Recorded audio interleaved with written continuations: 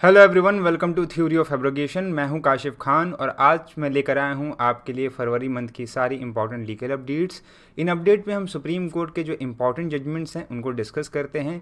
तो इस month supreme court ने बहुत सारे ऐसे केसेस डिस्कस किए हैं जिसमें सुप्रीम कोर्ट ने वाइफ के मेंटेनेंस पर डिस्कशन किया है। सुप्रीम कोर्ट ने जो एक्यूज़ के राइट होते हैं अरेस्ट के बाद में उन पर डिस्कशन किया है, और यहाँ तक कि जो सेंटेंस को कम्यूट किया जाता है उसके ऊपर ही बहुत सारी गाइडलाइंस इशू की है। तो इन सब चीज़ों को आज की इस वीडियो में डिस्कस करेंगे। ये वीडियो आपके एग्जाम पॉइंट ऑफ व्यू से काफ़ी ज़्यादा इंपॉर्टेंट है, और अगर इसकी पीडीएफ आपको चाहिए तो आप हमारी वेबसाइट से डाउनलोड कर सकते हैं। चलिए वीडियो को शुरू करते हैं। सबसे पहले बात करते हैं जो हमारा सबसे इंपॉर्टेंट केस है, वो है directorate of enforcement versus Subhash Sharma. ये जो केस है इसमें बेसिकली सुभाष शर्मा को अरेस्ट किया जाता है, और उनको अरेस्ट करने के बाद जो है इनको कुछ टाइम दिल्ली में रखा जाता है। देन इनका जो पूरा अरेस्ट रिकॉर्ड है वो तैयार किया जाता है रायपुर में। इन सारे चीज़ों करने में ईडी जो है उनको टाइम लग जाता है, और वो 24 घंटे के अंदर अंदर इनको मजिस्ट्रेट के सामने प्रोड्यूस नहीं कर पाती, जो इनका वॉलेशन है आर्टिकल 22 क्लाउज 2 जो कॉन्स्टिट्यूशन में हमारा दिया है कि आपको 24 घंटे के अंदर मजिस्ट्रेट के सामने प्रोड्यूस करना पड़ता है आफ्टर अरेस्ट। तो ये इनके राइट्स का वॉलेशन हुआ। इन्होंने जो है वो अपनी गुहार लगाई हाई कोर्ट्स में, हाई कोर्ट ने इनकी बात को माना और इनको बेल दे दी।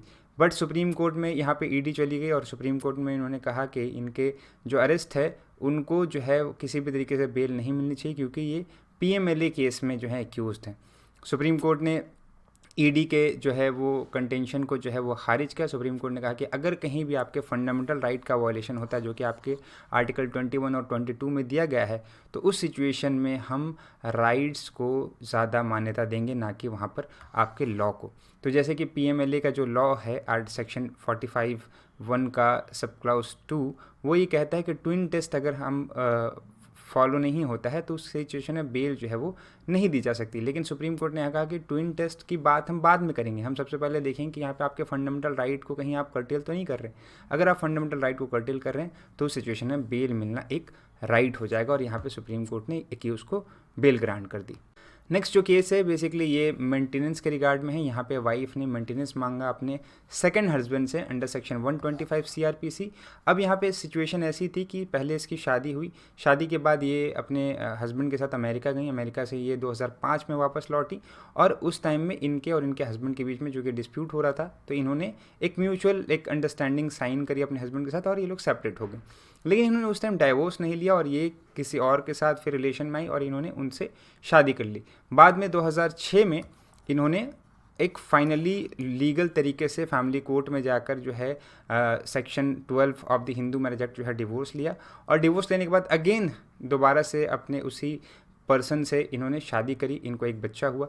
अब जब बाद में इनका जो दूसरा हस्बैंड है उनसे जब इनका डिस्प्यूट स्टार्ट हुआ, तो अगेन उनके खिलाफ इन्होंने बहुत सारे केसेस फाइल किए और मेंटेनेंस भी क्लेम किया।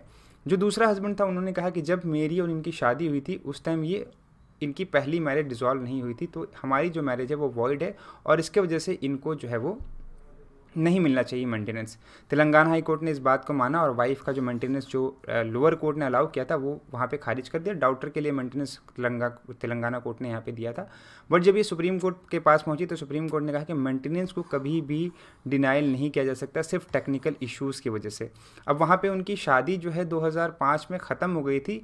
पेपर वर्क जो है उनका होने में समझ लीजिए 1 साल लगा। 2006 में उनकी पेपर वर्क ख़त्म हुआ, वापस से जब उन्होंने दोबारा मैरिज कर ली, तो ये जो दूसरी भी शादी है वो एक तरह से लीगली है। और यहाँ पे वाइफ चूँकि एक मेंटेनेंस का पर्पस है कि उनको एक वेजिटेटिव स्टेट से जो है वो बचाना है ना, डेस्टिट्यूशन से उनको बचाना, तो मेंटेनेंस का जो पर्पस है वो अचीव होना चाहिए, ठीक है। इस वजह से सुप्रीम कोर्ट ने यहाँ पे अलाउ किया उनको मेंटेनेंस अपने सेकंड हस्बैंड से, और सुप्रीम कोर्ट ने कहा कि उनको 8,000 रुपये पर मंथ मेंटेनेंस अपनी वाइफ को देना पड़ेगा। और ये एक तरीके से चूँकि इसलिए क्योंकि वो वुमेन जो है एक वनरेबल स्पाउस है यहाँ पर, ठीक है। जो नेक्स्ट केस है हमारा वो है Ashok Saxena versus state of Uttarakhand. इस केस की अगर हम बात करें तो ये एक तरह से आपका ट्रांसफ़र ऑफ मलाइज का केस है। बेसिकली यहाँ पे एक पर्सन है, वो अपने जो जिससे उनकी दुश्मनी होती है उसके ऊपर अटैक करता है, काफ़ी दूर से अटैक करता है, जिसकी वजह से वो बच जाता है, और उस दूसरा पर्सन जो वहाँ पे खड़ा होता है वो वहाँ पे मर जाता है, जो बेसिकली बाय स्टैंडर्ड होता है। अब यहाँ पर जब ये मामला कोर्ट में जाता है तो ट्रायल कोर्ट उसको सेक्शन 302 IPC, जो कि अभी सेक्शन 103 हो गया है BNS का, उसके अंदर में उसको कन्विक्ट करते हैं और उसको सज़ा देते हैं मर्डर के लिए, क्योंकि ट्रांसफ़र ऑफ मलाइस वाला रूल यहाँ पे अप्लाई होता है। हाई कोर्ट भी यही चीज़ कहती है, बट ये जब मामला सुप्रीम कोर्ट में जाता है तो सुप्रीम कोर्ट भी हाई कोर्ट और ट्रायल कोर्ट के ही बात पर रहती है। सुप्रीम कोर्ट ने कहा है कि अगर किसी एक को मारने की आपकी इंटेंशन है और उसकी जगह पे कोई दूसरा आदमी मर जाता है तो आपके ऊपर ट्रांसफ़र ऑफ मलाइस का रूल अप्लाई होगा, और ये माना जाए कि आप जो है उसी दूसरे पर्सन को जिसकी डेथ हुई है आप उसी को मारना चाहते थे। हालांकि सुप्रीम कोर्ट ने यहाँ पर इंटेंशन ना होने की वजह से और यहाँ पर कुछ चीज़ें होने की वजह से सुप्रीम कोर्ट ने यहाँ पे सेक्शन जो है 302 से हटाकर 304 पार्ट 1 आईपीसी का जो है वो अप्लाई कर दिया, मतलब मर्डर से आपको culpable homicide not amounting to murder में कर दिया, और यहाँ पे उनकी जो सज़ा है वो 10 साल यहाँ पे कर दिए। नेक्स्ट केस है Vihan Kumar versus state of Haryana. इस केस की अगर हम बात करें तो बेसिकली यहाँ पे एक एक्यूज है जिसको अरेस्ट किया जाता है under section 409, 420, 467, 468, 471 read with 120B of IPC. But यहाँ पर एक्यूज का एलिगेशन होता है कि उसको अरेस्ट के 24 घंटे के अंदर अंदर जो है नियरेस्ट मजिस्ट्रेट के सामने प्रोड्यूस नहीं किया गया, उसको अरेस्ट का ग्राउंड नहीं बताया गया, और यहाँ तक कि जब उसको हॉस्पिटलाइज किया गया तो हॉस्पिटलाइज करने के बाद उसको बेड के साथ चैन से बांधा गया और उसको हैंडकफ भी किया गया, जो कि फंडामेंटल राइट का टोटली वायलेशन है। जब यहाँ पे मामला गया कोर्ट के पास तो पुलिस ने यहाँ पे कहा कि हमने उसकी वाइफ को इन्फॉर्म किया था, बट हमने उसको इन्फॉर्म नहीं किया था उसका ग्राउंड ऑफ अरेस्ट, और ये जो हॉस्पिटल में उसको बेड के साथ बांधने की और उसको हैंडकफने की बात थी वहाँ पे एक्सेप्ट की गई। तो सुप्रीम कोर्ट ने यहाँ पे जो पुलिस के एक्शन थे उसको स्ट्रांगली कंडेम किया। सुप्रीम कोर्ट ने कहा कि आप कभी भी किसी भी एक्यूज को अगर हॉस्पिटल लेके जाते हैं तो वहाँ पर उसको किसी भी तरीके से चैन नहीं करेंगे बेड के साथ में, ये उसके फंडामेंटल राइट जो है आर्टिकल 21 के अंदर उसका पूरा का पूरा वायलेशन है। और यहाँ पर आपने जो उसको इन्फॉर्म नहीं किया ग्राउंड ऑफ अरेस्ट, वो भी एक तरीके से उसके जो फंडामेंटल राइट है उसका वायलेशन है। एक तरह से यहाँ पे सुप्रीम कोर्ट के ऊपर यहाँ पे कोर्ट ने फटकार लगाई और यहाँ पे एक्यूज को जो है वो बेल ग्रांट करी। नेक्स्ट केस अगेन मेंटेनेंस से रिलेटेड है। यहाँ पे एक वाइफ होती है, वो अपने हस्बैंड से जो है वो मेंटेनेंस क्लेम करती है under section 25 of the Hindu marriage act, लेकिन जो उसकी शादी होती है वो वॉइड हो जाती है। अब वो जब मेंटेनेंस मांगती है तो हस्बैंड कहता है कि ये जो मैरिज है वो वॉइड है और इसके वजह से मेरे ऊपर कोई भी लायबिलिटी नहीं आती है वाइफ को मेंटेन करने की। अगेन सुप्रीम कोर्ट यहाँ पे कहता है कि जब मैरिज इंटर हुई थी तो वहाँ पर जो है वॉइड है या नहीं है उस टाइम नहीं पता चला, बाद में इस मैरिज को चूँकि वॉइड किया गया हिंदू मैरिज एक्ट में जाके, तो यहाँ पर मेंटेनेंस जो है और परमानेंट एलुमनी दोनों के लिए इंटाइटल है वाइफ, यहाँ पर उसको मेंटेनेंस मिलेगा even though the marriage is void. और यहाँ पर सुप्रीम कोर्ट ने ये भी कहा कि ये जो है राइट जो है बेसिकली कभी भी सेक्शन 25 में ये नहीं कहा गया है कि एक वैलिड मैरिज से ही सिर्फ मिलेगी, है ना, या फिर डिग्री ऑफ डिवोर्स पे ही मिलेगा। अगर डिग्री ऑफ निलिटी भी होती है, मतलब आपका सेक्शन 11 या 12 ऑफ हिंदू मैरिज एक्ट में, तब भी वाइफ को जो है यहाँ पर राइट ऑफ मेंटेनेंस है। कहने का मतलब ये है कि सिर्फ डाइवोर्स के बाद ही उसको मेंटेनेंस का राइट नहीं अराइज होता है, डिग्री ऑफ निलिटी में भी उसको जो है मेंटेनेंस का राइट यहाँ पे मिलता है। और कोर्ट ने इस केस को पूरी तरीके से कंक्लूड किया और कोर्ट ने कहा कि पार्टीज़ को on the basis of fact and conduct of the parties यहाँ पे मेंटेनेंस जो है वो दिया जाएगा, और ये कोर्ट का डिस्क्रिप्शन है कि वो कितना जो है यहाँ पे मेंटेनेंस अलाउ करे।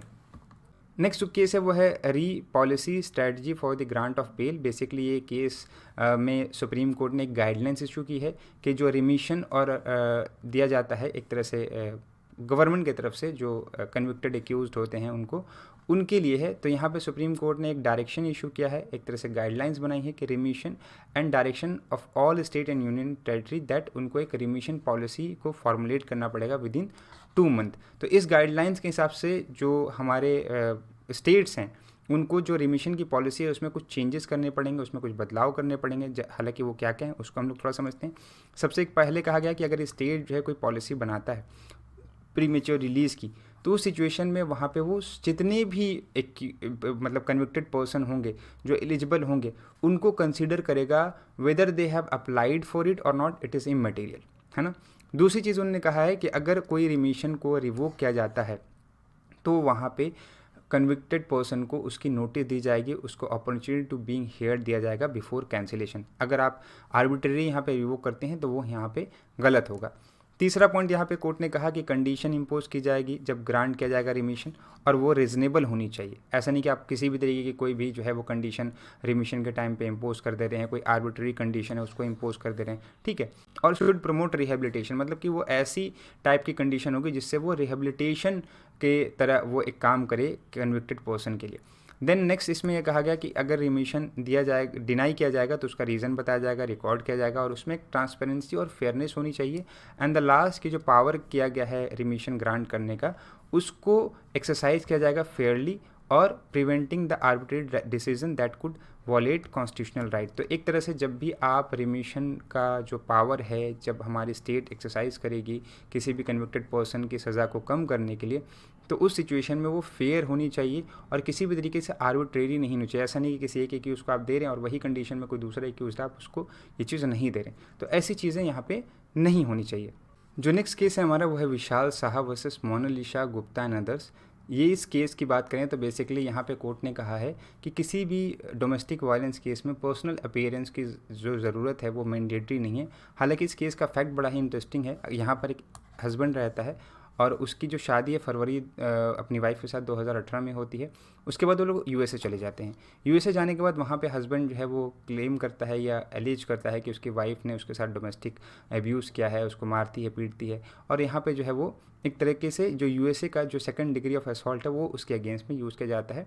तो इस वजह से जो है उनकी शादी जो है वो चलती नहीं है। 80 दिन तक उनकी शादी चलती है और उसके बाद वो लोग शादी तोड़ देते हैं और वो इंडिया वापस आ जाते हैं। इंडिया आने के बाद वाइफ जो है बहुत सारा केस हस्बैंड के अगेंस्ट में फाइल करती है, जैसे कि डोमेस्टिक वायलेंस का केस फाइल करती है और सेक्शन 26 का केस फाइल करती है हिंदू मैरिज एक्ट का, जो कि बेसिकली एलिमनी के लिए होता है, परमानेंट एलिमनी के लिए होता है। तो यहाँ पर जो है उसके हस्बैंड अपने हस्बैंड और उसकी फैमिली के अगेंस्ट में बहुत सारे केस फाइल करती है, जिसके वजह से जो हस्बैंड का जो पासपोर्ट है उसको सीज़ कर लिया जाता है और हस्बैंड जो है वो कोर्ट में आके अपीयर नहीं हो पाता है, जिसकी वजह से अब यहाँ पर जुडिशियल मजिस्ट्रेट जो होते हैं वो एक्स्ट्राडिशन का ऑर्डर पास कर देते हैं हस्बैंड के अगेंस्ट में, क्योंकि वो आ नहीं पाता है और कलकत्ता हाई कोर्ट जो है उसी डिसीजन को अपहेल्ड कर देती है। इसी वजह से जो हस्बैंड है वो सुप्रीम कोर्ट पहुंचता है कि भाई डोमेस्टिक वायलेंस के केस में हमारी अपीयरेंस की ज़रूरत नहीं है, हमारा वकील खड़ा होता है, अब उससे जो है जो भी केस को कंटिन्यू कराना है आप करा लीजिए।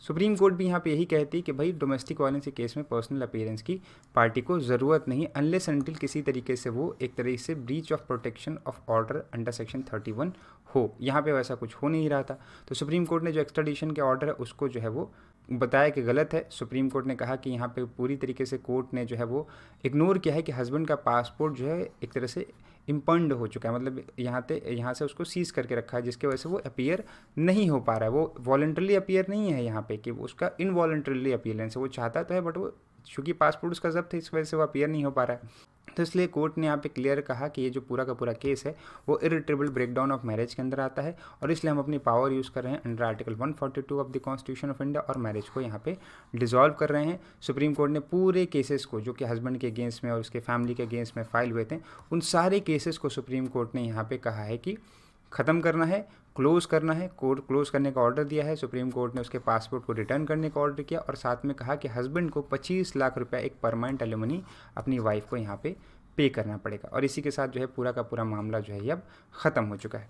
तो बेसिकली ये थी आज की हमारी लीगल अपडेट। आई होप इस लीगल अपडेट में आपको सारी इन्फॉर्मेशन अच्छे से क्लियर हो गई होगी। फिर भी कोई डाउट है तो आप हमें कमेंट बॉक्स में बता सकते हैं, हम आपके डाउट को क्लियर करने की पूरी कोशिश करेंगे। मिलते हैं ऐसी इंपॉर्टेंट वीडियो के साथ, तब तक के लिए goodbye and take care.